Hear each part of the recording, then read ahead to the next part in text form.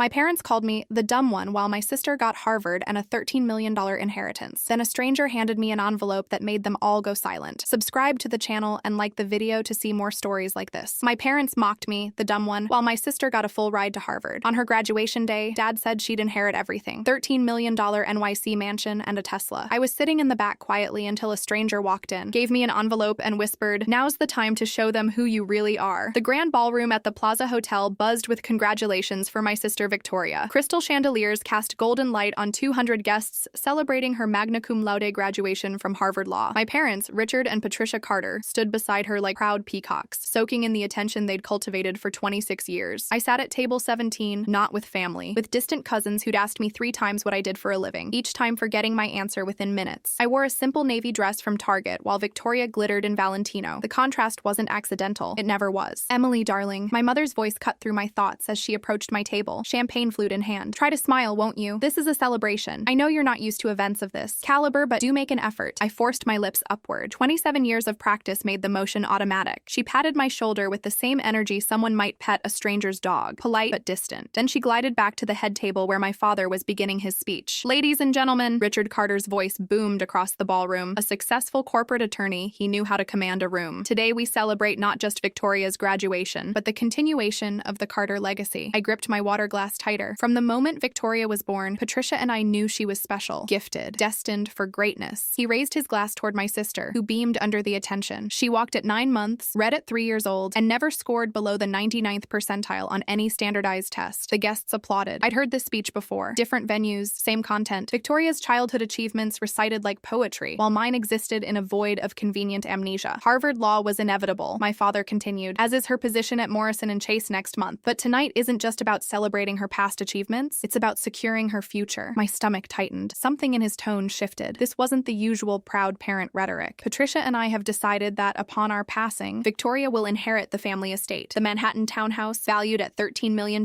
will be hers, along with the summer home in the Hamptons, our investment portfolio, and of course," he paused for dramatic effect, "the Tesla Model S we're gifting her tonight as a graduation present." The room erupted in applause and gasps. Victoria stood, tears streaming down her perfectly made-up face, hugging our parents. Cameras flashed. People rushed forward to congratulate her. No one looked at table 17. I sat frozen, the words echoing in my head. "Upon our passing, Victoria will inherit the family estate. Nothing about me, not even a token mention, just complete erasure, announced publicly to 200 witnesses." My cousin Jennifer leaned over. "Did your dad aren't you also their daughter?" I couldn't answer. My throat had closed. "That's so weird," her husband muttered. "Who does that at a graduation party?" My father wasn't finished. "Now, I know some of you might wonder about our other daughter, Emily." Finally, a mention. I looked up, hope flickering despite myself. "Emily has chosen a different path, a simpler life, and we respect that. She's found her level, shall we say. Not everyone is meant for the heights Victoria has reached. Some people are just different." Different. The word he'd used my entire life. Different learning style. Different capabilities, different potential, always different, never equal. The golden child syndrome had a name in psychology, but in my family, it was just reality. Victoria was the sun. I was background noise. "Emily works at a bookstore," my mother added, her voice carrying that particular tone of apologetic explanation, as if my job required justification. "She's quite content there, aren't you, dear?" 200 faces turned toward table 17. I felt my cheeks burn. "Very content," I managed, my voice barely audible. My father nodded as if this confirmed something important. "You see, Emily understands her place. She doesn't harbor unrealistic expectations. That's actually quite mature of her." The family betrayal was complete. Public, witnessed, sealed with champagne and applause. Victoria returned to the microphone, dabbing at her tears. "I just want to say thank you to Mom and Dad for believing in me, for investing in my education, my future, everything. I know not everyone gets parents like this. I'm so blessed." She looked directly at me when she said it, just for a second, a flicker of something, triumph maybe, or pity, before returning her gaze to the adoring crowd. I stood abruptly. My chair scraped against the floor. A few people glanced over, but most remained focused on Victoria's speech. I needed air, space, anything but this suffocating room full of people who'd just witnessed my parents publicly disinherit me while celebrating my sister's golden child status. The corridor outside the ballroom was blessedly empty. I leaned against the wall, fighting the tears that threatened to spill. I wouldn't cry. Not here. Not where someone might see and report back that Emily couldn't handle the truth about her inadequacy. Rough night? I spun around. A man in his 50s stood several feet away, holding a leather portfolio. Distinguished looking, with silver hair and kind eyes. I didn't recognize him from the party. "I'm fine," I said automatically. He smiled sadly. "No, you're not, and you shouldn't be. What just happened in there was cruel." Something in his directness made my defenses crack slightly. "You were at the party?" "I was invited, though not by your parents." He stepped closer. "My name is Thomas Whitmore. I'm an attorney, and I have something for you, Emily." My heart rate spiked. How do you know my name? Because I've been looking for you for quite some time. He opened the portfolio and withdrew a thick manila envelope. This is from your grandmother, Eleanor Carter. I froze. My grandmother died 2 years ago. Yes, and she left specific instructions that this be delivered to you on your sister's graduation day from Harvard. He held out the envelope. She was very particular about the timing. My hands trembled as I took it. The envelope was heavy, official looking. My name was written across the front in my grandmother's distinctive cursive. What is this? Thomas Whitmore's expression shifted to something that might have been satisfaction. That, Emily, is everything your parents don't want you to know. Your grandmother was a remarkable woman who saw things very clearly, especially regarding family betrayal and the golden child syndrome that plagued her own son's household. I stared at the envelope, afraid to open it. I was your grandmother's personal attorney for 30 years, Thomas continued. She made me promise to deliver this to you personally, at this exact moment, when you'd need it most. She predicted everything that just happened in that ballroom. Every word your father would say. That's impossible. Eleanor Carter knew her son better than he knew himself. She knew exactly how he'd treat you compared to Victoria, and she made preparations. He glanced toward the ballroom doors. I suggest you open it somewhere private. The contents are significant. Why didn't she just give this to me before she died? Thomas's smile was gentle but sad. She tried to tell you many times, but your parents always interfered, always had reasons why you couldn't visit her alone, always monitored your conversations. Eleanor was many things, but stupid wasn't one of them. She knew the only way to get the truth to you was after her death, when your parents couldn't stop it. The ballroom doors burst open. Victoria appeared, searching. Emily, Mom wants you for family photos. Thomas squeezed my arm. Read it tonight, all of it, and then call me tomorrow. He pressed a business card into my hand. Everything changes now, Emily, if you let it. He disappeared down the corridor before Victoria reached me. Who was that? She demanded. Wrong floor, I lied, sliding the envelope into my purse, looking for a different event. She studied me suspiciously, but was too wrapped up in her own celebration to push. Well, come on. Mom's having a meltdown about the photographer's schedule. I followed her back into the ballroom, the envelope burning against my hip like a secret, like a promise, like a shocking revelation waiting to destroy everything my parents had built. The family photos took 45 minutes. 45 minutes of Emily, stand in the back. Victoria, center stage. Emily, you're blocking the light. Victoria, perfect. Hold that smile. I smiled on command, moved where directed, played my role as the lesser daughter, the different one, the family disappointment. But my purse sat on my chair at table 17, containing something my parents didn't know about, something from a grandmother who'd seen through their golden child syndrome and family betrayal. Whatever was in that envelope, Thomas Whitmore had called it significant. He'd said everything changes now. I'd spent 27 years being told I was less than Victoria. 27 years of being the dumb one, the simple one, the daughter who'd found her level. Tonight, in front of 200 people, my father had publicly declared I wasn't worth inheriting a single dollar, that Victoria deserved everything while I deserved nothing. But my grandmother, the woman who'd made my father into who he was, had seen something different, seen it clearly enough to plan for this exact moment. My hand brushed against my purse, feeling the outline of the envelope beneath the fabric. Soon, I'd know what Eleanor Carter had seen, what she'd wanted me to know, what my parents had worked so hard to keep from me, and something in Thomas Whitmore's expression when he'd handed me that envelope told me it was going to change everything. The party dragged on for another 3 hours. 3 hours of watching Victoria bask in attention while I faded into the background like expensive wallpaper. 3 hours of relatives congratulating my parents on raising such an exceptional daughter, singular, as if I didn't exist. 3 hours of my hand repeatedly touching my purse, confirming the envelope was still there. By 11 o'clock, guests began filtering out. My parents stood at the entrance, accepting final congratulations and air kisses. Victoria held court near the dessert table, surrounded by her Harvard classmates and future colleagues from Morrison and Chase. No one noticed when I slipped out. The May night air hit my face as I stepped onto Fifth Avenue, cool and sharp, cutting through the champagne haze and thick perfume that had filled the ballroom. I walked 3 blocks before hailing a cab, needing distance between myself and that hotel, that party, that public execution of my worth. My apartment in Queens was a studio, 400 square feet of carefully organized life. One room that served as bedroom, living room, and dining room. A kitchenette barely large enough to turn around in. A bathroom with a shower so small I had to be strategic about shampooing my hair. My parents had visited once, 6 years ago when I first moved in. My mother had physically recoiled. Oh, Emily, surely you can find something better than this, even on a bookstore salary. They'd never offered to help with rent, never suggested I might deserve more. Just that sad, disappointed tone that suggested my living situation was another personal failing, another way I'd chosen to be different instead of reaching Victoria's heights. I kicked off my shoes and dropped my purse on the small table that doubled as a desk. The envelope slid out, thick and official looking. My name in grandmother Eleanor's handwriting seemed to glow in the lamplight. For several minutes, I just stared at it. Whatever was inside would change things, Thomas Whitmore had said, but change could mean anything. Maybe Eleanor had left me a small keepsake, a token amount of money. Maybe this was just her way of saying she'd seen the family betrayal and felt sorry for me. Maybe it was nothing at all. My phone buzzed, a text from my mother. Emily, you left without saying goodbye. Victoria was hurt. Try to remember that tonight was about her, not your feelings. Call me tomorrow. I deleted it without responding. Another text came through, this time from Victoria herself. yourself. Dad told me what Grandma Eleanor used to say about you, that you had hidden potential. I guess she was wrong. Some people are just exactly what they seem. Hope you got home safely. The casual cruelty was so Victoria. A concern for my safety wrapped around a knife. Hidden potential in quotes, as if the very idea was laughable. I picked up the envelope. The seal broke easily, as if it had been waiting years to release its contents. Inside were 3 items: a letter, a legal document, and a USB drive. I started with the letter, unfolding pages covered in Eleanor's elegant script. My dearest Emily, if you're reading this, I've been gone for some time, and you've just endured what I knew would happen at Victoria's Harvard graduation. Your father is nothing if not predictable. I'm sorry I couldn't protect you while I was alive. Richard made sure of that. He and Patricia controlled access to you so carefully, always ensuring our visits were supervised, our conversations monitored. They knew what I saw, what I understood about their golden child syndrome and their treatment of you. But they couldn't stop this. They couldn't prevent me from making preparations. Emily, sweetheart, I need you to understand something crucial. You are not, and have never been, the dumb one. You are not less than Victoria. You are not a disappointment or a failure or any of the other terrible things they've made you believe about yourself. You are brilliant. You are capable. And you are the victim of a systematic campaign by your parents to keep you small, to keep you manageable, to keep you from threatening the narrative they've built around Victoria. I know this sounds dramatic. I know you've internalized their messages for so long that these words probably feel false, but I have evidence. Real, undeniable evidence of what they've done to you. The USB drive contains documents I've collected over the years. Save them somewhere safe before you read them. You'll need them. The legal document is a copy of my actual will. Not the version your father showed you after my funeral, but the real one. The one I filed with Thomas Whitmore, my personal attorney, who your father doesn't know about. Richard showed you a false will, one he created to prevent you from knowing the truth. In reality, I left you something substantial, Emily. Something your parents have been hiding from you for 2 years, claiming it for themselves. I'm going to tell you something now that will be hard to hear. Your father has been systematically stealing from you since you were 18. The trust fund your maternal grandfather left you, the one that should have paid for your college education and set you up for life, the one that was supposed to contain over $2 million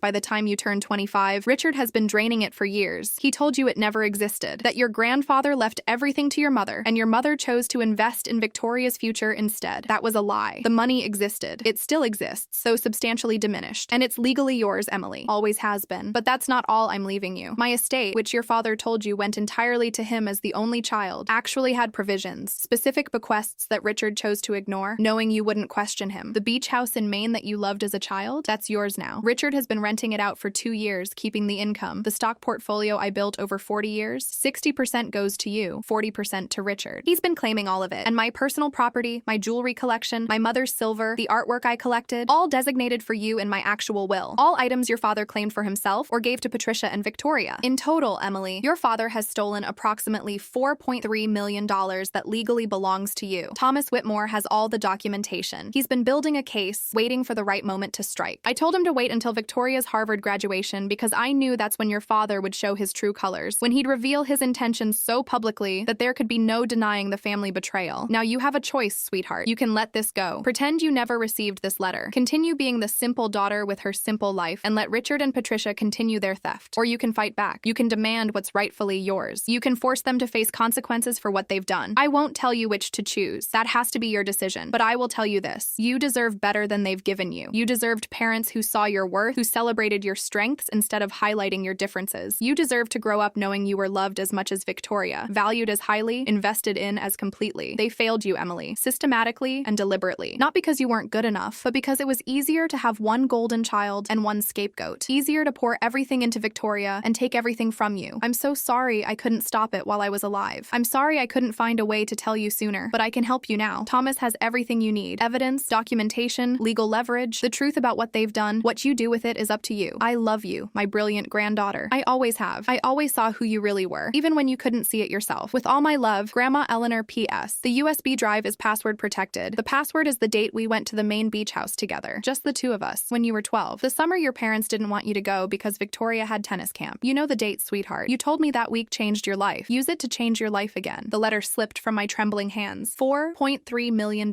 Stolen by my father. The beach house in Maine. The one place I'd felt truly happy as a child. Mine. Always mine. While my father rented it to strangers. A trust fund from my maternal grandfather. $2 million that should have paid for my education. My future. Gone. Drained. While I took out student loans and worked 3 jobs to get through community college. My grandmother's jewelry. Her artwork. Her mother's silver. All given to me in her will. All claimed by my father as his inheritance. I felt sick. Dizzy. Like the floor of my tiny apartment had disappeared beneath me. My phone buzzed again. Another Another text from my mother. Emily, your father is very disappointed in your behavior tonight. Leaving early was disrespectful to Victoria. We expect better from you. Please send your sister a proper congratulations message. I stared at the text, at the casual audacity of it. The entitled demand for my compliance, even after what they'd done tonight, after the public humiliation, after announcing to 200 people that I was worth nothing. And all the while, they'd been stealing from me. For years. Millions of dollars. My inheritance. My future. My grandmother's love made tangible. They'd taken everything and made me believe I deserved nothing. I picked up the legal document with shaking hands. It was Eleanor's actual will, notarized and witnessed, dated 3 years before her death. I scanned the pages, finding the sections she'd mentioned. To my granddaughter, Emily Carter, I leave the following. The beach house property located in Ogunquit, Maine, including all furnishings and contents. My complete stock portfolio with Morgan Stanley, representing 60% of total assets. All personal jewelry, artwork, and household items designated in the attached inventory. These bequests are made in recognition of Emily's kind heart and generous spirit, qualities I value more than any academic achievement or professional success. There was more. Specific descriptions of the jewelry pieces, lists of artwork with estimated values, stock certificates, bank account numbers, everything itemized, everything documented, everything stolen. The USB drive sat on the table, small and black and full of evidence. I found my laptop and plugged it in. The password prompt appeared. August 7th, the date grandmother Eleanor and I had spent that magical week at the Maine beach house. Just us. No parents monitoring our conversations, no Victoria stealing attention, just a grandmother and granddaughter walking on the beach, talking about books and dreams and life. She'd asked me what I wanted to be when I grew up. I'd said a writer. She'd smiled and told me I could be anything I wanted, that I was smart and capable and shouldn't let anyone tell me otherwise. My father had found out about that conversation. When I got home, he'd sat me down for a talk about realistic expectations and not everyone being meant for creative fields. He'd suggested retail or administrative work instead, something suited to your abilities, Emily. I was 12 years old, and he'd already decided I wasn't good enough for my own dreams. I typed the date into the password field and hit enter. The drive opened. Folders appeared on my screen, dozens of them, meticulously organized by year and category. Trust fund evidence, real estate documents, stock portfolio records, email correspondence, text messages, financial statements, legal documents, grandmother's personal notes. I clicked on the folder labeled email correspondence and started reading. The first email was from my father to my mother, dated 8 years ago, just after I'd turned 19. Patricia, I've transferred another $50,000 from Emily's trust to our account. She still has no idea it exists. The trustee at the bank is an old friend from law school, and he's agreed to keep quiet about the distributions. As long as Emily never asks to see the trust documents, we're safe. This should cover Victoria's spring semester at Harvard and her study abroad program in Paris. My vision blurred. Another email, this one from my mother to my father. Richard, are you sure this is wise? If Emily ever finds out. But you're right that the money is better spent on Victoria's education. Emily wouldn't know what to do with that kind of funding anyway. She's perfectly content at the community college. Some children are just meant for simpler paths. I clicked through more emails. Years of correspondence about my trust fund, about grandmother's will, about their plans to keep the truth from me. An email from my father to his accountant. Make sure none of the statements from Eleanor's estate mention Emily's name. If questioned, we'll say she was too young to understand the details, and we're managing her inheritance for her own good. She trusts us completely. Always has. Another from my mother to Victoria, dated 6 months ago. Sweetheart, don't worry about the Tesla. Daddy's handling it. There's plenty of money from Grandma's estate. Emily doesn't need to know about any of it. What she doesn't know won't hurt her. Victoria had known. My sister, who'd accepted that Tesla tonight with tears of gratitude, had known they were stealing from me. The family betrayal went deeper than I'd imagined. I spent the next 2 hours reading through documents, bank statements showing transfers from my trust fund to my parents' accounts. Over $1.8 million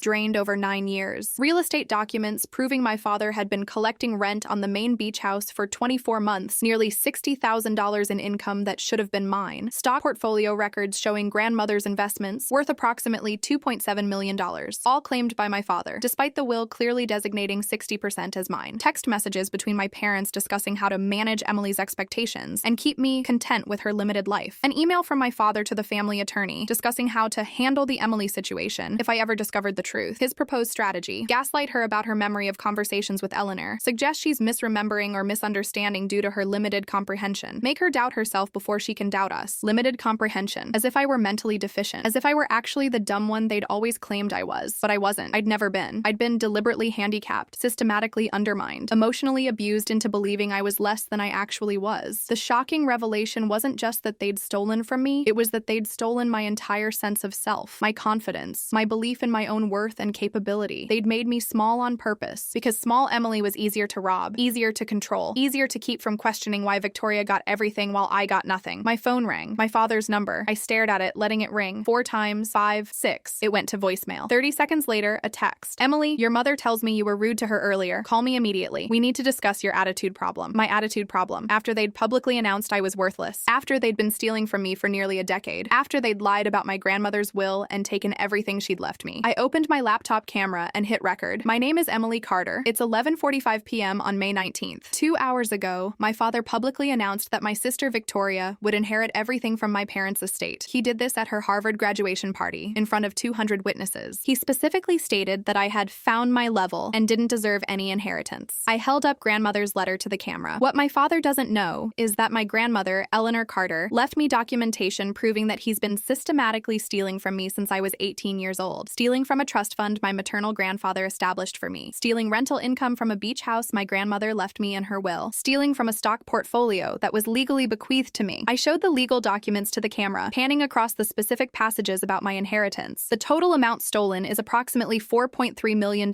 I have emails, text messages, bank statements, and legal documents proving every word of this. My father is a thief, my mother is his accomplice, and my sister Victoria knew about it. I stopped the recording and saved it to 3 different cloud services. If something happened to me, if my parents tried to silence this somehow, the truth would still exist. Thomas Whitmore's business card sat next to my laptop. I checked the time. Nearly midnight. Too late to call. I sent an email instead. Mr. Whitmore, this is Emily Carter. I've read everything. I've seen the evidence. I understand now what my grandmother was trying to tell me. I want to fight back. I want every dollar they stole. I want the beach house. I want the stock portfolio. I want them to face consequences for what they've done. Please call me tomorrow morning. I'm ready to pursue vindication. I'm ready to show them who I really am. I hit send and closed my laptop. My tiny apartment suddenly felt different. Not cramped and inadequate, but mine. Honestly, mine. Paid for with money I'd earned, not stolen from someone else. A small space, yes, but one built on truth instead of lies. My phone buzzed again. My father, calling back. This time I answered. Emily, what on earth were you thinking? Leaving Victoria's party early. Your mother is very upset. I took a breath. I saw Thomas Whitmore tonight. Silence. Long and heavy. Who? My father's voice had changed. Sharp now. Alert. Grandma Eleanor's personal attorney. The one you didn't know about. He gave me her real will, not the fake one you showed me. The actual legal document that leaves me the beach house, the stock portfolio, and all her personal property. More silence. I could practically hear him calculating, strategizing, preparing his defense. Emily, sweetheart, I think you're confused. There's only one will. The one we went over after the funeral. You were very upset at the time. You might not remember clearly. I remember perfectly. You told me Grandma left everything to you, that I wasn't mentioned, but that was a lie. She left me $4.3 million worth of assets, and you've been stealing from me for 9 years. That's absurd. Emily, have you been drinking? You sound unstable. Maybe you should see someone about these paranoid delusions. I have documentation, bank statements, emails between you and Mom discussing how to drain my trust fund, text messages about keeping the truth from me, everything. Another long silence. When he spoke again, his voice was cold. I don't know what you think you have, but I'm warning you, Emily. If you pursue this ridiculous accusation, you'll regret it. You'll look foolish, mentally unstable. No one will believe you over me. We'll see about that. My grandmother believed me. She believed in me. More than you ever did. I hung up. My hands were shaking, but my mind was clear. Clearer than it had been in years. They'd taken everything from me. My inheritance, my confidence, my sense of worth. They'd built their golden child empire on the foundation of my systematic destruction. But grandmother Eleanor had seen through it. She'd documented it. She'd planned for this exact moment. And now I had everything I needed to bring it all crashing down. My phone exploded with calls and texts. My father, my mother, even Victoria, probably alerted to the family crisis. I turned it off and plugged it into charge. Tomorrow morning, I'd call Thomas Whitmore. Tomorrow, I'd start the legal process of reclaiming what was mine. Tomorrow, the real fight would begin. But tonight, I sat in my tiny studio apartment, surrounded by evidence of years of family betrayal, and felt something I hadn't felt in a very long time. Hope. And underneath the hope, something sharper. Something that had been building for 27 years of being called different, being labeled the dumb one, being treated as less than. Anger. Pure, justified, righteous anger. They'd stolen my money. They'd stolen my childhood. They'd stolen my belief in myself. Tomorrow, I'd start taking it all back. I woke at 6:30 to 73 missed calls and 42 text messages. My father had tried 20 times. My mother 18. Victoria 12. The rest were from aunts, uncles, and cousins I barely spoke to, all suddenly very concerned about my well-being. My father's final text, sent at 3 in the morning, was the most telling. Emily, if you value your relationship with this family, you will delete whatever documents you think you have and never mention this again. This is your final warning. I screenshot it and added it to the evidence folder. Thomas Whitmore called at 7:15 sharp. Miss Carter, I received your email. I'm glad you're ready to move forward. His voice was warm but businesslike. I've been preparing for this for 2 years. Your grandmother was very thorough in her instructions. Mr. Whitmore, I need to know something. Why didn't you come to me sooner? Why wait until last night? He sighed. Eleanor made me promise to wait for Victoria's Harvard graduation. She knew your father would reveal his true intentions publicly at that event. She wanted you to see, with absolute clarity, that their treatment of you wasn't in your imagination. confirmation that the golden child syndrome was real and deliberate. She was right. He announced that Victoria would inherit everything in front of 200 people. Perfect. We'll use that. Public declaration of intent to disinherit you despite your legal entitlements. That strengthens our case considerably. I heard papers rustling. Can you come to my office this morning? We have a lot to discuss. I work at 9, the bookstore. Call in sick. This is more important. His tone softened. Emily, I know this is overwhelming, but your grandmother trusted you to be strong enough to see this through. Was she right? I thought about last night, about watching my parents celebrate Victoria while erasing me, about reading those emails detailing how they'd stolen from me for years, about my father's threatening text. She was right. I'll be there at 8. The law offices of Whitmore and Associates occupied the 15th floor of a building in Midtown, sleek, professional, the kind of place my father would approve of, which made me smile grimly as I entered. Thomas Whitmore met me in the reception area personally. He was taller than I'd realized, with the kind of presence that commanded respect without arrogance. He led me to a conference room where documents were already spread across a massive table. Coffee? He offered. Please. He poured from a carafe and settled across from me. Let's start with what you already know from Eleanor's letter and the USB drive. Your father has been systematically embezzling from your trust fund since you turned 18. The total amount stolen is $1.8 million.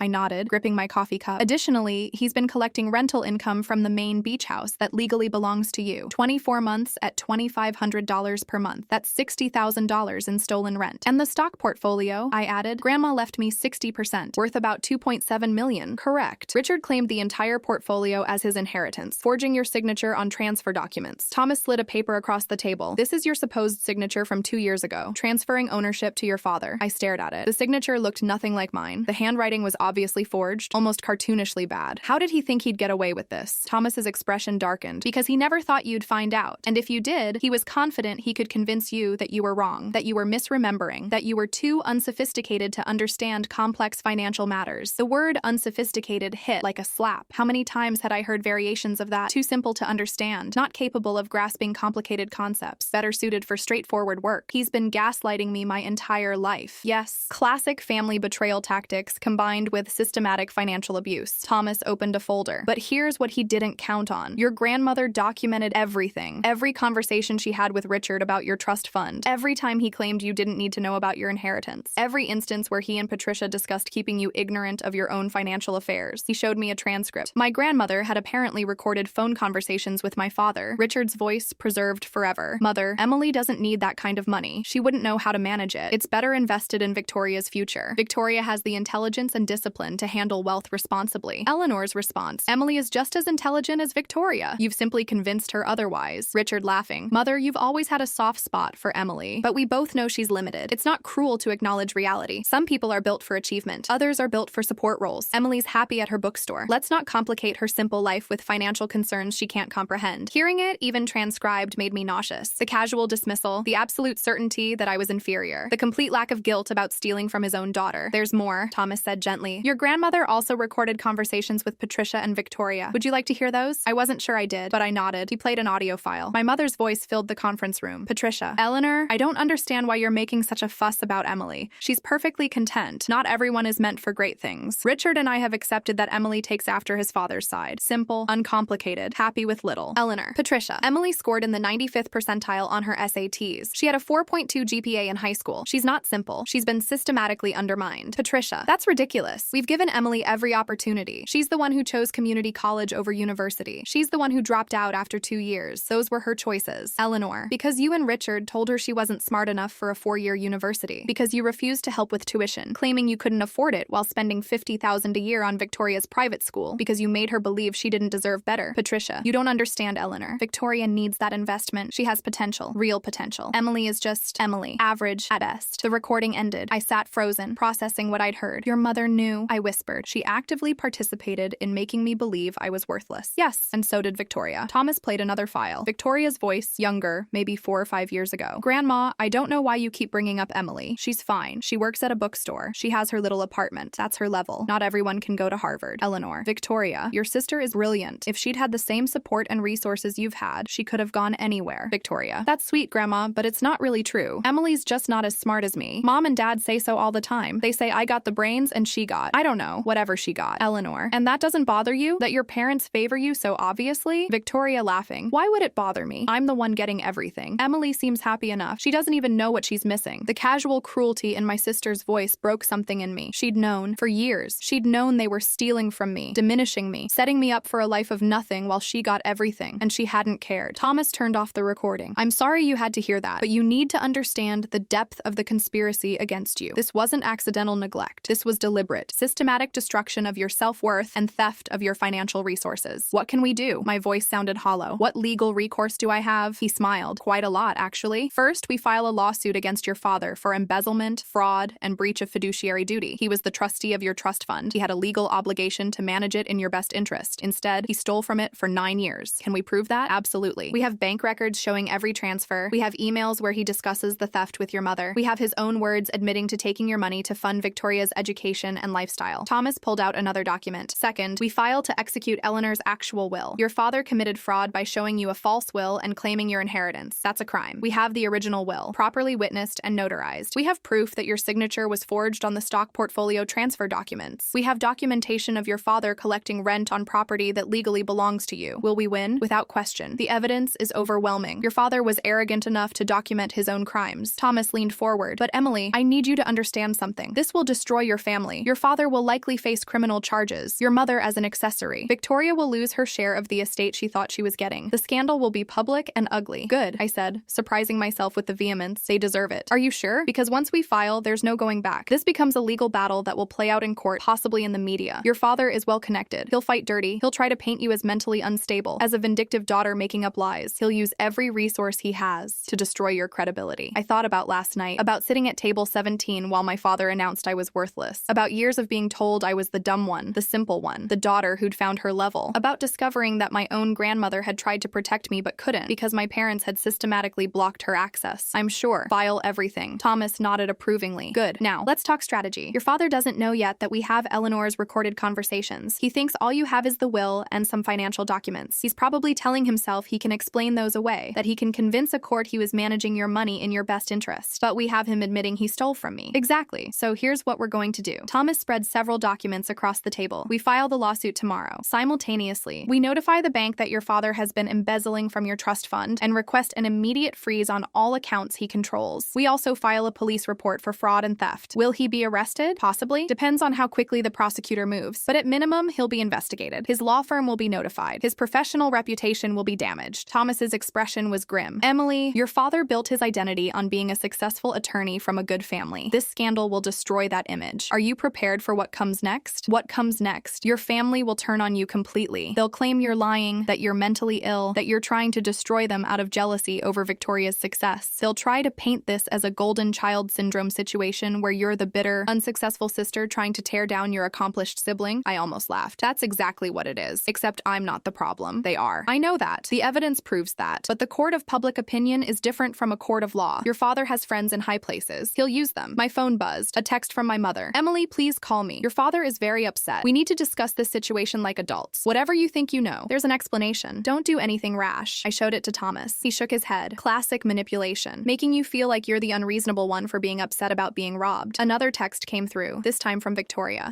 Dad told me about your accusations. This is crazy. Grandma was old when she died. She was confused. Please don't embarrass yourself by pursuing this. Think about the family. The family, I muttered. Suddenly, they care about family. Thomas began organizing documents into folders. We'll file first thing tomorrow morning. In the meantime, I need you to do several things. First, change all your passwords. Email, social media, bank accounts, everything. Your father might try to access your accounts to delete evidence. I don't have much in my bank account. That's not the point. He might try to plant evidence that you're financially irresponsible or mentally unstable. Change everything. Use complex passwords he couldn't guess. I made notes on my phone. Second, don't communicate with your family except through text or email. We want everything documented. If they call, let it go to voicemail. If they show up at your apartment, don't let them in. Record everything. You think they'd come to my apartment? Your father is about to lose millions of dollars and possibly face criminal charges. Yes, I think he might show up. Be prepared. A chill ran through me. I'd never considered that my father might become physically threatening. Thomas must have seen my expression. I don't think he'll hurt you physically, but he will try to intimidate you, gaslight you, make you doubt yourself. That's what he's been doing your whole life. Don't let him. I won't. Third, consider taking a few days off work. This is going to be intense once we file. The media might show up at the bookstore. Your family will definitely increase their pressure. You need to be mentally prepared. I thought about my tiny studio apartment. The idea of being trapped there while my family imploded felt claustrophobic. I have a friend from college, I said slowly. Jessica. She lives in Boston. She's been asking me to visit for years. Perfect. File the lawsuit, then disappear for a few days. Let your father panic. Let him make mistakes while he doesn't know where you are. Thomas smiled. Eleanor would approve. She always said the best best revenge is letting them destroy themselves while you watch from a safe distance. We spent the next 2 hours going over every document, every piece of evidence, every aspect of the case. Thomas explained the legal process, the timeline, what to expect from my father's defense. By the time I left his office at noon, I had a plan. File the lawsuit tomorrow. Take the train to Boston. Let the family betrayal play out while I was safely away from the fallout. My phone had been buzzing constantly. I finally looked at the messages. My father: Emily, I'm giving you one last chance to be reasonable. Drop this nonsense and we can forget it ever happened. Continue and you'll regret it. My mother: sweetheart, please talk to us. Your father is beside himself. Victoria is very upset. This is tearing the family apart. Victoria: I can't believe you're doing this. After everything mom and dad have done for you. You're so selfish, Emily. So bitter and jealous. Get therapy. An aunt I barely knew. Emily, your father called. He's very worried about you. He says you're having some kind of breakdown. Please reach out. We're all concerned. The narrative was already being constructed. Emily is unstable. Emily is jealous. Emily is having a breakdown and making wild accusations. But I had evidence, recordings, documents, bank statements, my grandmother's meticulous documentation of years of theft and systematic abuse. I wasn't crazy. I wasn't vindictive. I wasn't jealous. I was the victim of a family conspiracy that had lasted my entire adult life, and now I was fighting back. I called Jessica from the train on my way back to Queens. Oh my God, I've been meaning to call you. How was Victoria's graduation party? Was it as insufferable as you expected? Worse. Listen, Jess, I need a favor. Can I come stay with you for a few days, starting tomorrow? Of course. What's going on? You sound weird. It's a long story. I'll tell you everything when I get there. But Jess, my family isn't what I thought. They've been lying to me, stealing from me for years. Silence on the other end. Then, holy shit. Are you okay? I will be. I'm fighting back. I'm suing them. All of them. Good. It's about time you stood up to them. Jessica's voice was fierce. Come tomorrow. Stay as long as you need. We'll watch them burn. That night, I packed a bag, clothes for a week, my laptop with all the evidence backed up in multiple places, the USB drive from my grandmother, Thomas Whitmore's business card. I stood in my tiny apartment, looking at the space I'd been so embarrassed of when my parents visited, the cramped quarters they'd sneered at, suggesting it was evidence of my limited ambition and capabilities. But I'd paid for this apartment with honest work. Money I'd earned, not stolen. A small space, yes, but one built on truth, instead of the lies and theft that funded my parents' Manhattan townhouse and Victoria's Tesla. For the first time, I felt proud of it. My phone rang. My father, calling for the 37th time. I answered. Emily, thank God. Listen to me very carefully. Whatever that lawyer told you is lies. I have never stolen from you. Everything I've done has been to protect you, to manage your limited resources responsibly. I have recordings, Dad. Grandma Eleanor recorded your phone calls. I've heard you admit to taking my trust fund money to pay for Victoria's education. I've heard you call me simple and limited. I've heard you laugh about keeping me ignorant of my own financial affairs. Silence, long and terrible. Those recordings are illegal, inadmissible. Actually, Maine is a one-party consent state. Grandma was legally allowed to record her own phone conversations. The recordings are perfectly admissible. I could hear him breathing, calculating, realizing the full extent of what his mother had done. Emily, please, think about what you're doing. You're going to destroy this family over money, over misunderstandings. Is that really who you want to be? You destroyed me first, for my entire life. You made me believe I was worthless. And all the while, you were stealing millions of dollars that belonged to me. That's who you are, Dad. A thief who emotionally abused his daughter to cover his crimes. I'm your father. You owe me respect. You owe this family loyalty. I don't owe you anything. You're about to learn that. I paused. The lawsuit is being filed tomorrow morning. Thomas Whitmore will be in touch. Don't contact me again. Any communication goes through my lawyer. I hung up. My hands were shaking, but my heart was steady. Tomorrow, everything changed. Tomorrow, the Golden Child empire built on my systematic destruction would begin to crumble. Tomorrow, I'd start getting the vindication my grandmother had worked so hard to ensure I received. And my father, the man who'd stolen my money and my self-worth, would finally face consequences for what he'd done. I turned off my phone and finished packing. The shocking revelation wasn't just that my family had betrayed me. It was that I'd been strong enough all along to fight back. I'd just never believed it. But my grandmother had. She'd seen my strength even when I couldn't, and she'd given me everything I needed to reclaim what was mine. Tomorrow, I'd show them all who I really was. Not the dumb one, not the simple one, not the daughter who'd found her level, the daughter who'd found her power. The lawsuit was filed at 9 o'clock Tuesday morning. By 9:30, my father knew. By 10, my phone started exploding despite being turned off. The messages came through when I briefly powered it on to check in with Thomas. 62 missed calls, 98 text messages, 12 voicemails. I was already on the train to Boston. Thomas had called at 9:15, his voice containing barely suppressed satisfaction. It's done. Filed with the court. Your father's attorney received notice 20 minutes ago. I also filed the police report and notified the bank. Your father's accounts are frozen pending investigation. All of them, every account connected to your trust fund or your grandmother's estate. He can't access any of it until this is resolved. Thomas paused. Emily, be prepared. This is going to get ugly fast. He had no idea how right he was. The first voicemail was my father, his voice tight with rage. You've made the biggest mistake of your life. I will destroy you in court. I will prove you're mentally unstable. I will make sure everyone knows what a vindictive, jealous little liar you are. The second was my mother, crying. Emily, how could you do this to your father? To this family? He's done nothing but love you and provide for for you. You're breaking my heart. Please, please drop this insanity before it's too late. Victoria's message was the most revealing. You stupid bitch. Do you have any idea what you've done? Dad's firm is asking questions. His partners are freaking out. The Tesla payment bounced because of the account freeze. This is going to ruin everything I've worked for. I hope you're happy, you pathetic, jealous cow. I saved all of them. Evidence of their true colors, finally revealed without the veneer of civility. By the time the train pulled into Boston South Station at noon, the story had leaked. My phone buzzed with a news alert. Prominent Manhattan attorney Richard Carter sued by daughter for embezzlement and fraud. Allegations include years of systematic theft from trust fund. The article was brief but damning. It mentioned the frozen accounts, the police investigation, the allegations of forged signatures, and stolen inheritance. It quoted an unnamed source at my father's law firm saying they were looking into the matter with utmost seriousness. Jessica met me at the station, her expression a mixture of concern and fascination. Holy shit, Em, you're actually doing it. You're burning it all down. They burned me first, I said, hugging her. I'm just lighting the match they handed me. We grabbed coffee and I told her everything. The graduation party announcement, the envelope from Thomas Whitmore, my grandmother's letter, and the evidence on the USB drive. The recordings of my family casually discussing how to steal from me and keep me ignorant. Jessica listened with growing horror. Your own mother said you were simple, that you weren't worth investing in? She said I took after my father's side. Simple and uncomplicated. I stirred my coffee. And Victoria knew everything. She's known for years that they were stealing from me. She didn't care as long as she got her Harvard education and her Tesla. What happens now? Thomas says the court will schedule a hearing. My father will probably try to settle to avoid the publicity. But I'm not settling. I want every dollar they stole. I want the beach house. I want the stock portfolio. And I want them to face criminal charges. Jessica's eyes widened. Criminal charges? Like jail? Embezzlement is a felony. Fraud is a felony. If the prosecutor decides to pursue it, yes, my father could go to jail. Good, Jessica said fiercely. He deserves it. My phone buzzed again. An email from Thomas. Emily, your father's attorney just contacted me requesting an immediate meeting. They're panicking. He wants to discuss a resolution before this goes any further. I told him we'll consider meeting after he provides a full accounting of every dollar taken from your trust fund and every dime of rental income from the main property. That should buy us a few days while they scramble to compile records they probably thought they'd never have to produce. Stay where you are. Let them sweat. I smiled. My grandmother had chosen her attorney well. Another email arrived, this one from an address I didn't recognize. The subject line read, "The truth about Emily Carter." I opened it cautiously. To whom it may concern, I am writing to warn people about Emily Carter, a deeply disturbed young woman who is making false allegations against her loving family. Emily has always been jealous of her sister's accomplishments and has fabricated an elaborate story about being stolen from to justify her bitterness. She is mentally unstable and should not be believed. Anyone who knows Emily can confirm that she has always struggled with reality and basic comprehension. Her family has tried to help her, but she has rejected their support in favor of these paranoid delusions. Please do not be taken in by her lies. It was unsigned, but the writing style was unmistakably my mother's. Formal, condescending, dripping with concern that barely masked contempt. They were already trying to destroy my credibility, already painting me as crazy, jealous, unstable. I forwarded it to Thomas with a note. They're starting the smear campaign. His response came immediately. Perfect. Save everything. Every email, every text, every attempt to discredit you. It all becomes evidence of their consciousness of guilt. Innocent people don't launch smear campaigns. That afternoon, Jessica and I walked around Boston. She showed me her neighborhood in Brookline, the coffee shop where she worked on her dissertation, the park where she ran every morning. Normal life, the kind of uncomplicated existence my family had always claimed was my destiny. Except I didn't want simple anymore. I wanted justice. My phone rang, an unknown number. I almost didn't answer, but something made me pick up. Emily Carter, a woman's voice, professional and cool. Yes, this is Detective Sarah Morrison with the NYPD Financial Crimes Unit. I'm calling about the complaint filed this morning regarding Richard Carter. Do you have time to answer some questions? My heart rate spiked. Of course. I've reviewed the evidence your attorney provided, the bank statements, the emails, the recorded conversations. I have to say, this is one of the most clear-cut cases of embezzlement I've seen. She paused. Your father was remarkably careless about documenting his crimes. He never thought I'd find out. He never thought I'd fight back. Well, you did, and now he's facing serious charges. I'll need you to come in for a formal statement when you return to New York, but based on what I've seen so far, we'll definitely be pursuing this criminally. After we hung up, I sat on a bench in the park, processing what that meant. My father, arrested, charged with felonies, possibly convicted and sent to prison. The vindication should have felt sweet. Instead, it felt complicated. He was still my father, the man who'd taught me to ride a bike, who'd read me bedtime stories when I was little, who'd seemed proud of me before Victoria came along and eclipsed everything. But that man had also systematically stolen from me, had emotionally abused me into believing I was worthless, had publicly announced I deserved nothing while giving everything to my sister. Which version was real? Could both be true? Jessica found me 20 minutes later, still sitting on that bench. You okay? The police are pursuing criminal charges. My dad might go to jail. She sat beside me. And how do you feel about that? I don't know. He's my father, but he's also a thief who destroyed my self-esteem for years to cover his crimes. I looked at her. Is it wrong that part of me wants to see him punished? No. No, it's human. He hurt you, Em. Deliberately and systematically. Wanting consequences for that isn't wrong. It's justice. That night, the story exploded. A reporter had dug deeper, finding more details. The article that appeared in the New York Post was brutal. Golden child gets everything, while sister robbed blind. Manhattan attorney accused of embezzling millions from daughter's trust fund to fund favored child's Ivy League education. They'd somehow gotten photos. Victoria in her Harvard graduation robes, my parents at some charity gala, looking wealthy and respectable, and me, from my bookstore's website staff page, looking plain and ordinary in comparison. The article detailed the allegations. The trust fund established by my maternal grandfather, the systematic theft over 9 years, the forged signatures, the rental income from the main beach house, the stock portfolio my father had claimed entirely for himself, despite the will clearly designating 60% as mine. It mentioned the frozen accounts, the police investigation, my father's firm putting him on administrative leave pending the outcome, and it included this quote from an anonymous source. Richard Carter's treatment of his daughters was extreme even by golden child syndrome standards. Everyone at the firm knew he worshipped Victoria and barely acknowledged Emily. We just didn't realize he was literally robbing one daughter to fund the other. My phone exploded again, this time with messages from people I hadn't heard from in years. Former classmates. OMG. Emily, I had no idea. Your family always seemed so perfect. Distant relatives. We always wondered why you seemed so different from Victoria. Now we know. My old boss from the bookstore. I'm so sorry. If you need more time off, take it. Your job will be here when you're ready. And one message that made my chest tight. Emily, this is your Aunt Margaret, your father's sister. I just read the article. I want you to know I believe you. Richard has always been controlling and manipulative. I'm sorry I didn't see what he was doing to you. If you need anything, please reach out. You're not alone in this. I'd barely spoken to Aunt Margaret in years. My father had slowly isolated me from his side of the family, claiming they were bad influences who wouldn't understand my limitations. Now I understood why. They might have seen through his treatment of me, might have questioned the golden child dynamic, might have protected me, so he'd cut them out of my life, ensuring I had no one to turn to except the family who was actively destroying me. The next morning, Thomas called with an update. Your father's attorney sent over the accounting. They're claiming the total amount taken from your trust was only $700,000, not $1.8 million. They're saying the rest was administrative fees and management costs that they were entitled to as trustees. That's a lie. I know, and I can prove it. The trust documents specify that management fees were capped at 1% annually. Even at maximum, that would be about $20,000 per year over 9 years. They can't justify $1.1 million in fees. He sounded energized. They're scrambling, making up numbers. This is desperation. What about the beach house and the stock portfolio? They're claiming the beach house was always intended for your father, that Eleanor's will was unclear. As for the stocks, they're now saying you agreed to transfer them in exchange for your father paying your student loans. I laughed bitterly. I had $12,000 in student loans. The stock portfolio is worth $2.7 million. What kind of idiot would make that trade? Exactly. And we have the forged signature on the transfer documents. Their story doesn't hold up. Thomas paused. Emily, they're going to make a settlement offer soon, probably substantial. They want this to go away before the criminal trial. I'm not interested in settling. I need you to think carefully about that. A settlement means guaranteed money now. A trial is uncertain, even with overwhelming evidence. Juries are unpredictable, and your father's attorney is very good. He'll paint you as a bitter, jealous daughter making up lies to punish your successful sister. Let him try. I have recordings of my own family members calling me simple and limited. I have emails admitting to the theft. I have bank records. How's he going to explain all of that? He'll claim the recordings are taken out of context, that your parents were frustrated by your lack of ambition, not your actual intelligence, that the money was moved for legitimate purposes you didn't understand, that this is all a misunderstanding being exploited by a vindictive daughter and an opportunistic attorney. Thomas's voice was gentle. I'm not saying he'll win. I'm saying the fight will be brutal. Are you prepared for that? I thought about Victoria's text calling me a pathetic cow, about my mother's email claiming I was mentally unstable, about my father's threat to destroy me, about years of being told I was different, limited, not good enough for the dreams I'd once had. I'm prepared. File whatever we need to file. I want my day in court. All right, then let's give them a fight they'll never forget. That afternoon, another article appeared, this one in the New York Times. Family betrayal and financial abuse, the dark side of golden child syndrome. It was longer, more analytical. It discussed the psychological dynamics of families with a favored child and a scapegoat. It quoted experts on financial abuse within families, and it used my case as the central example. Emily Carter's lawsuit against her father reveals a pattern common in golden child dynamics, the systematic devaluation of one child to elevate another. But the Carters took it further, allegedly using financial theft to fund the golden child's success at the scapegoat's expense. If the allegations are proven true, this represents one of the most egregious cases of family financial abuse in recent memory. The article included interviews with people who knew my family, a neighbor. The Carters always talked about Victoria's accomplishments. I don't think I ever heard them mention Emily except to explain why she wasn't as successful as her sister. A former colleague of my father's, Richard, once told me that his older daughter was sweet but simple, while Victoria was destined for greatness. I thought it was just proud parent talk. I didn't realize he was literally stealing from one one to fund the other. Even Victoria's Harvard classmate weighed in. Victoria talked about her family supporting her dreams. She never mentioned having a sister until someone asked. Then she kind of shrugged and said Emily worked in retail and was happy with a simple life. The way she said it made it clear she thought her sister was kind of less than. The truth was coming out. Not just the financial betrayal, but the emotional abuse that had enabled it. The systematic destruction of my self-worth that had made the theft possible. My phone rang. Unknown number again. I answered. Emily, this is Rachel Kim from Good Morning America. We'd love to have you on the show to tell your story. This kind of family betrayal resonates with so many people who've experienced golden child syndrome in their own families. I don't think so. Thank you. We'd compensate you for your time. And it would give you a chance to tell your side before your father shapes the narrative. My side is in the legal documents. That's enough. After I hung up, Jessica looked at me thoughtfully. You could use that platform, you know. Tell everyone exactly what they did to you. I don't need to. The truth is doing that on its own. I showed her my phone. Look at this. A trending hashtag had appeared. For justice for Emily. Thousands of people sharing their own stories of being the overlooked child, the unfavored sibling, the one who was told they weren't good enough. One tweet had over 50,000 likes. My parents paid for my brother's medical school while I worked 3 jobs to get through community college. Then they wondered why we weren't close. Justice for Emily. Another. My sister got a car at 16. I got told to take the bus because I needed to learn responsibility. Same family, different rules. Justice for Emily. The shocking revelation wasn't just that my family had betrayed me. It was that my story wasn't unique. Thousands of people had experienced similar treatment. The golden child dynamic was everywhere, destroying families, crushing the spirits of children who were told they weren't enough. But most of them hadn't had an Eleanor Carter, a grandmother who saw the truth and documented it, a grandmother who gave them the tools to fight back. I was fighting for all of them now. Every person who'd been told they were less than. Every child who'd watched their sibling get everything while they got nothing. Every scapegoat who'd internalized the message that they deserved the crumbs. Thomas called again that evening. Your father wants to meet, face to face. He's claiming there are things he needs to explain that can't be said through lawyers. No, I told him you'd say that, but Emily, his attorney says he's willing to make a substantial settlement offer. Full restitution of the trust fund, the beach house, your share of the stock portfolio, everything you're asking for, without a trial. What's the catch? You have to sign a non-disclosure agreement. You can never speak publicly about what happened. The lawsuit gets dismissed with prejudice, and you have to agree that there was no intentional wrongdoing, just misunderstandings about financial management. I laughed. So I get my money but have to pretend they didn't steal it? Have to stay quiet while they continue pretending they're the perfect family? Essentially, yes. No, absolutely not. I want the truth on record. I want a court to rule that they stole from me. I want everyone to know what they did. Thomas was quiet for a moment. That's what I told them you'd say. Just wanted to make sure. Is my father actually willing to give back everything? According to his attorney. But I think it's a bluff. I think he's hoping the NDA requirement will make you walk away from the deal, and then he can tell people you were unreasonable, that you turned down a fair settlement because you're more interested in vindication than justice. But I am interested in vindication. That's the whole point. I paused. My grandmother didn't just want me to get my money back. She wanted me to understand my worth, to stand up for myself, to refuse to accept their narrative that I was less than Victoria. Then we continue the fight. That night, I couldn't sleep. I lay in Jessica's guest room, scrolling through the "Eyes Justice for Emily" hashtag, reading stories from people who understood exactly what I'd been through. Someone had created a detailed thread analyzing the golden child syndrome in my family. They'd found old photos of family events where Victoria was always centered, always celebrated, while I faded into the background. They'd tracked down quotes from my parents in various articles over the years, always praising Victoria's achievements while never mentioning me. The evidence of the family betrayal was everywhere, not just the financial theft, but the emotional abuse that made it possible. Around midnight, my phone buzzed with a text from an unknown number. Emily, this is Victoria. We need to talk, not through lawyers, just us, please. I stared at the message for a long time. My sister, the golden child, the one who'd known they were stealing from me and hadn't cared, the one who'd called me a pathetic cow for fighting back. What could she possibly have to say that I'd want to hear? But curiosity won. I called the number. Victoria answered immediately. Thank you for calling. What do you want? Her voice was tight. I want you to drop this. Please. You're destroying everything. Dad's firm fired him. My job offer from Morrison & Chase got rescinded because they don't want to be associated with the scandal. Mom's having panic attacks. The house is underwater because of the frozen accounts. You've gotten your revenge. Isn't that enough? Revenge? Victoria? They stole $4.3 million